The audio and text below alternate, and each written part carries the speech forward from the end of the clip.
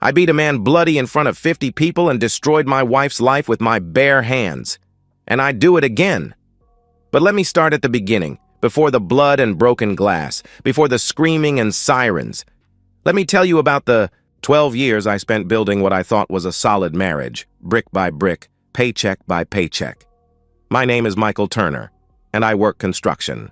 Not the clean, air-conditioned kind where you wear a hard hat for show and carry a clipboard. I'm talking about real construction, the kind that leaves your hands permanently calloused and your back aching every night. The kind that pays well, enough if you're willing to bleed for it.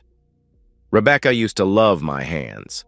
She'd trace the scars with her fingertips, kiss the calluses, call me her grounded man.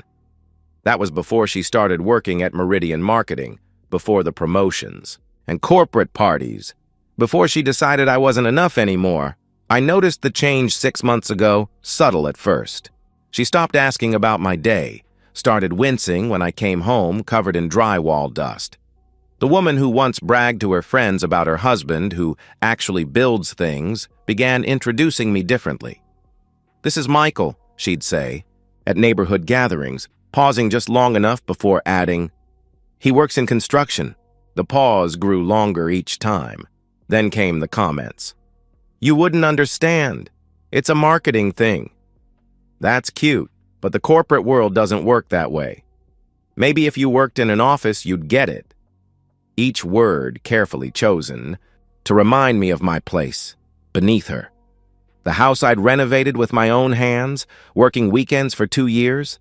She started calling it dated. The truck I'd bought cash after landing the Harrison Plaza contract. Embarrassing. The practical solutions I offered to her work problems. Simplistic. I kept working, kept paying for everything she wanted. The designer clothes that appeared in her closet, clothes I'd never seen her wear. The new perfume that didn't smell like my wife anymore. The late nights at the office that left her energized instead of exhausted. Last Thursday, she was sitting at our kitchen table, the one I'd built from reclaimed oak, scrolling through her phone with that new smile she'd developed. The one that never quite reached her eyes when she looked at me. "There's something I want you to come to," she said, sliding an elegant invitation across the table. Gold embossing on cream cardstock. Meridian Marketing Annual Gala. "You should come. It's time everyone met my husband properly." The way she said properly made my jaw clench. Like I was a dog she'd finally trained well enough to show in public, black. "Tie?" I asked, reading the details. She laughed. Not with me, but at me. "Don't worry. We'll get you a rental. Something that fits appropriately." Appropriately. Another loaded word. "When is it?" 2 weeks. Saturday the 15th. She stood, taking her phone but leaving the invitation. "David will be there. You know, my boss I've mentioned? He's dying to meet you. Says he wants to know the man behind the woman." David Ashford. She'd been mentioning him more lately. David thinks this. David says that. David's so insightful about market trends. David who sent her flowers for closing the Morrison account. Flowers she'd hidden in her office at home. "I'll be there," I said. Perfect. She kissed my forehead like I was a child who'd agreed to behave. "This will be good for us, Michael. You'll see." As she walked away, her phone buzzed. She smiled at the screen, a real smile this time, and typed quickly before disappearing upstairs. The invitation sat on my handmade table like a declaration of war. I knew that invitation was a weapon aimed at my heart. I just didn't know she planned to pull the trigger in front of an audience. The rental tux hung in our bedroom closet like a straitjacket waiting for its victim. Rebecca had picked it out herself, insisting on coming with me to the shop, making sure it was appropriate for her world. She'd actually used that word 3 times during the fitting. But I wasn't thinking about the tux that Tuesday night when I heard her laughing in the bathroom. She'd locked the door, something she'd started doing recently, and her voice carried through the old wooden frame I'd never gotten around to replacing. "Trust me, David. It'll be perfect." Her voice was light, playful in a way it hadn't been, with me in months. "I'll parade him around like the blue-collar joke he is, and then everyone will understand why I'm making a change." My hand froze on the bedroom doorknob I'd been about to open. "No, no, he won't cause a scene. Michael's too simple for that. He'll probably thank me for including him." She laughed again, and the sound was like grinding glass. "It's time to stop pretending this marriage has a future." I backed away from the door, my work boots silent on the carpet she'd insisted we needed. My hands, the ones that had built our deck, fixed our roof, renovated our entire house, clenched into fists. David Ashford. Of course. Over the next week, I became someone I didn't recognize. I checked her phone when she showered. I looked through her car when she went jogging. I played the devoted, oblivious husband while gathering evidence like I was building a case. The receipts were easy to find once I started looking. Le Bernardin, $400 for lunch. The St. Regis Hotel Bar, $200 for drinks. Always during work hours, always on our joint credit card. She wasn't even trying to hide it. That's how little she thought of me. Thursday afternoon, I left work early, telling my foreman I had a dental appointment. Instead, I sat in my truck outside Meridian Marketing and waited. At 2 p.m., Rebecca walked out with David Ashford. He was everything I wasn't. Tall, lean, wearing a suit that probably cost more than I made in a month. His hand rested on her lower back as he guided her to his Mercedes. I followed them to the Carlisle Hotel downtown. They didn't even make it. To the elevator before his hands were in her hair, her laugh echoing through the lobby. The doorman looked away, embarrassed. I sat in my truck for 3 hours until they came back out, her makeup freshly applied, his tie slightly askew. That night, she told me about her long strategy meeting, how exhausting it was to be so valuable to the company. I nodded and asked if she wanted me to run her a bath. She kissed my cheek and called me sweet. The worst discovery came Friday. I'd been looking for my good watch, the one Rebecca had bought me for our 10th anniversary, when I found them in her car's glove compartment. Love letters. Actual handwritten letters from David hidden under the insurance papers. "My darling Rebecca, soon we won't have to hide.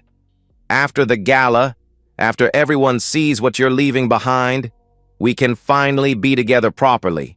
You deserve someone who matches your ambition, your sophistication, not someone who's content with manual labor. The way you laugh at his simple view of the world, God, you're delicious when you're cruel." The last one was dated 3 days ago. "Everything is arranged for the gala. By the end of the night, he'll be too humiliated to even fight the divorce. Then you're mine, officially and completely." I sat in her Audi, the one I'd bought her for Christmas, holding another man's love letters to my wife, and felt something inside me break.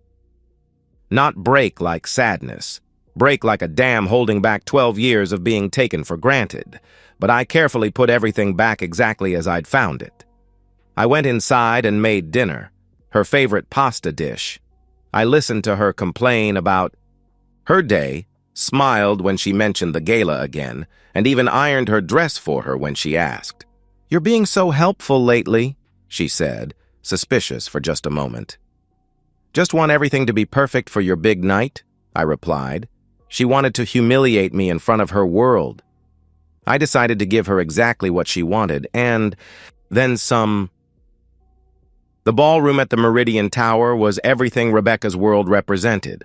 All surface shine and no foundation. Crystal chandeliers threw light across marble floors, and everywhere I looked, people in $1,000 outfits discussed million-dollar deals. Rebecca had insisted on arriving separately. "I need to handle some setup details," she'd said, but I knew better. She wanted her entrance with me to be perfectly timed for maximum impact. She found me at the bar, nursing a beer. They actually had beer, hidden behind the champagne like a guilty secret. She looked stunning in her black dress, the one I'd ironed, and for a moment I remembered the woman I'd married. Then she opened her mouth. "Michael, there you are! Her voice carried across the room, deliberately loud. "Everyone, this is my husband!" She grabbed my arm, her nails digging in just enough to hurt. "Michael works in construction." The way she said it, like she was apologizing for bringing a stray dog to a formal dinner. "Construction? How refreshing," said a woman in pearls. "You must have such interesting stories." "Oh, he does." Rebecca jumped in before I could speak. "Just yesterday, he was trying to explain corporate strategy to me using concrete mixing as a metaphor. Isn't that adorable?" The group laughed. I smiled and played along. "Michael thinks everything can be fixed with a hammer and some elbow grease," Rebecca continued, her hand still gripping my arm. "I keep telling him the business world requires more sophisticated thinking." David appeared then, as if summoned. His handshake was firm, his smile practiced. "The famous Michael. Rebecca talks about you all the time." "Does she?" I met his eyes. "Oh, yes. Your practical approach to things. Very grounding for someone as visionary as Rebecca." He touched her shoulder as he said it, letting his hand linger. The next hour was a masterclass in humiliation. Rebecca dragged me from group to group, each introduction more degrading than the last. She told the story about how I'd suggested she handle a difficult client, like pouring a foundation, steady and level. She mentioned how I'd once shown up to pick her up from work in my dirty work clothes, looking like he'd escaped from a chain gang. David stayed close, adding his own barbs disguised as compliments. "Manual labor must be so satisfying, so uncomplicated. There's something honest about working with your hands instead of your mind. Rebecca needs someone simple in her life to balance all her complexity." They touched constantly, her hand on his arm when she laughed, his fingers brushing her back as they moved through the room. They shared looks over champagne glasses, private smiles at my expense. The other executives played along, their politeness more cutting than outright insults would have been. They spoke slowly to me, explained basic concepts like I was a child, and complimented Rebecca on being so patient with our different worlds. By the time Rebecca made her toast, my jaw ached from forcing smiles. She clinked her glass, waiting for attention. "I want to thank everyone for coming tonight. This company has given me so much opportunity, growth, and the courage to recognize what I truly deserve." She looked directly at me. "To new beginnings and leaving behind what no longer serves us." The room applauded. David raised his glass to her, his smile promising everything she thought she wanted. A few people glanced at me with pity, finally understanding what they were witnessing. Rebecca leaned in close, her breath hot against my ear. "I'm going to powder my nose. Try not to embarrass yourself while I'm gone." Then, louder, to David. "Would you mind showing me where you put those quarterly reports? I wanted to review them before Monday." He nodded, professional and smooth. "Of course, they're in my office." They walked away together, her hips swaying, his hand finding the small of her back as soon as they thought they were out of sight. A few executives watched them go, then looked at me with a mixture of pity and amusement. I counted to 60, then followed. The executive floor was dim, lit only by emergency lighting and the city lights streaming through floor-to-ceiling windows. Their voices carried from David's corner office, the door slightly ajar. "God, I can't believe I wasted 12 years with that loser," Rebecca was saying. I could see them through the gap. Her dress hiked up, sitting on his desk, his hands tangled in her hair. "He's so pathetic. He actually thinks this marriage meant something." David laughed, pressing closer to her. "The look on his face tonight was priceless. He has no idea what's coming. By Monday, you'll be single and we can stop hiding." "The simpleton probably thinks I'm actually reviewing reports," Rebecca giggled, wrapping her legs around him. I'd heard enough. It was time to show them both what happens when you push a construction worker too far. I kicked the door so hard, It slammed against the wall, leaving a dent in the plaster. Rebecca shrieked, scrambling off the desk, her dress falling back down.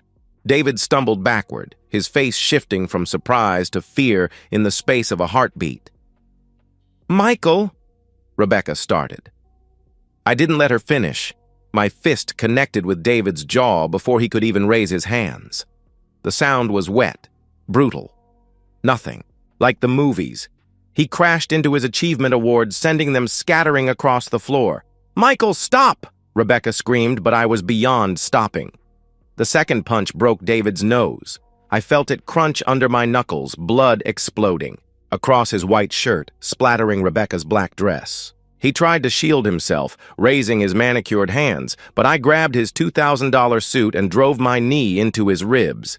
"Please," David begged, his voice high and desperate. "Please, I'm sorry. Sorry." He was sorry now. I threw him. Against his desk, the desk where he'd had his hands all over my wife. His computer crashed to the floor. Family photos shattered. He tried to crawl away, leaving bloody handprints on his white carpet, but I grabbed his ankle and dragged him back. "This what you wanted?" I snarled, driving my work boot, the steel-toed ones Rebecca always hated, into his ribs. "To see what I'm really like?" David curled into a ball, sobbing. Blood ran from his nose, his mouth, a cut above his eye. His suit was ruined, torn and stained. This man who'd called my work simple was crying like a child, begging for mercy. I heard voices. In the hallway, people drawn by Rebecca's screaming. "Good, let them all see." "You're going to kill him!" Rebecca shrieked. She tried to grab my arm, but I shoved her away. 12 years, I said, punctuating each word with another kick. 12 years of working myself to the bone for you. The doorway filled with people, executives, in their formal wear, phones out, recording everything. They gasped as I grabbed David by his bloody shirt and hauled him up. "Is this sophisticated enough for you?" I asked Rebecca, then dropped David and let him crumple to the floor, semi-conscious and moaning. I turned to face my wife. She stood there, her designer dress splattered with her lover's blood, her perfect makeup running, her carefully styled hair a mess. The executives behind me were silent, their phones still recording. "You wanted to humiliate me?" I said, loud enough for everyone to hear. "Now everyone knows who the real is." The word hit like a physical blow. Rebecca flinched, her hand going to her throat. Gasps echoed through the crowd. Someone whispered, "Oh my God!" I grabbed a champagne glass from a side table and threw it at Rebecca's feet. It exploded against the floor, shards mixing with David's blood. "Pack your shit," I said. "You're done. Divorce papers are coming tomorrow." Rebecca's mouth opened and closed, no sound coming out. Behind me, David groaned, trying to sit up and failing. Someone in the crowd was calling 911, their voice shaky. Pushed through the crowd of executives, none of them meeting my eyes. They parted like water, their expensive shoes stepping back from my work boots. As I passed, I heard the whispers starting. "That's her husband? She was cheating with David? Did you see? This is going to be everywhere by morning." The elevator ride down was silent except for the classical music playing softly through the speakers. My knuckles were bleeding, David's blood mixing with my own. My rented tux was ruined, but I'd never felt more like myself. Outside, sirens were already approaching. I walked to my truck, my embarrassing truck, and drove away from the Meridian Tower. In the rearview mirror, I could see the red and blue lights arriving. I walked out of that ballroom with my head high and my marriage buried. But Rebecca's real punishment was just beginning. The videos hit social media before I even made it home. Construction worker destroys wife's affair partner at corporate gala went viral within 3 hours. By morning, it had 2 million views. The comments were surprisingly split. Half called me a psycho who belonged in jail. The other half said I was a hero who'd done what any betrayed spouse dreamed of. Someone started a GoFundMe for my legal defense that raised $30,000 in 2 days. Rebecca and David were fired Monday morning. Meridian Marketing released a statement about conduct unbecoming and violation of company moral standards. Their CEO personally apologized for the distressing incident at our annual gala. David spent 2 weeks in the hospital. Shattered orbital bone, 3 broken ribs, severe concussion. His wife served him divorce papers in his hospital bed. She took the kids, the house, and half of everything else. His executive career was over. No company would touch him after the videos. Rebecca's fall was complete. The marketing world is smaller than you'd think, and everyone had seen the videos. The woman covered in her affair partner's blood, exposed as a cheater in front of her entire professional network. She couldn't get an interview anywhere. Her parents, who'd watched the videos in horror, called me to apologize for their daughter's behavior and cut her off completely. I pled down to misdemeanor assault. My lawyer successfully argued extreme emotional distress and provocation. 6 months of community service, teaching carpentry to at-risk youth. The construction community rallied around me. My company gave me a raise. Clients specifically requested me, wanting the guy who stands up for himself. Rebecca left town within a month. Last I heard, she was working retail in Arizona, living in a studio apartment. The woman who'd thought I wasn't sophisticated enough now folded clothes for minimum wage. The house, our house, the one I'd rebuilt with my own hands, is mine, free and clear. She signed it over in the divorce just to make everything go away, faster. I kept everything except her clothes, which I donated to charity. 6 months later, I sleep peacefully in my own bed, run my own contracting business, and my hands, the ones she'd grown to despise, have built me a new life. Sometimes, I get recognized. "Hey, you're that guy from the video." Usually followed by a handshake and a "good for you, man." The construction worker she thought wasn't good enough had proved a simple truth. When you build someone's entire world, you also know exactly how to destroy it, and I'd do it again.